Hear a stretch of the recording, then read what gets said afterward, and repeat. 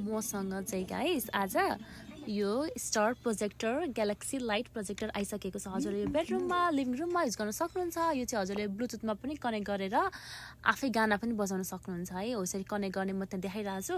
त्यस पछाडि चाहिँ कनेक्ट गरिसके पछाडि चाहिँ हजुरहरूले युट्युबमा गएर हैन हजुरको फेभरेट गाना और साउन्ड्सहरू लाउन सक्नुहुन्छ। मैले चाहिँ यहाँनिर रेनिङ साउन्ड लगाइदिएको थिएँ मेरो बेबीको लागि।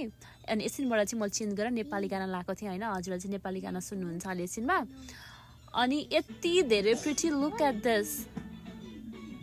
सबै बेडरुम नै भरिने के लाइक हुन्छ नि सिलिङ्स। अति राम्रो लाग्यो। अनि कलरहरू पनि धेरै कलर्सहरू छ हैन। यो स्टार्स पनि जान्छ आउँछ मिलिक मिलिक पनि गर्छ। I love it. सो यहाँ क्लिक गरे पछाडि यहाँ लाइट चेन्ज हुन्छ। यहाँ क्लिक गर्नुपर्छ। म फेरि अर्को क्लिक गर्दै छु। सेतो अनि यो कलर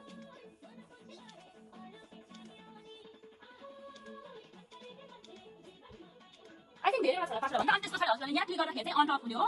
यहाँ क्लिक गर्दाखेरि चाहिँ तपाईहरुले क्लाउड मुभ गर्न सक्नुहुन्छ फास्टर स्लोवर है। हेर्नुस् त क्लाउड मुभ भइरहेको छ अहिले।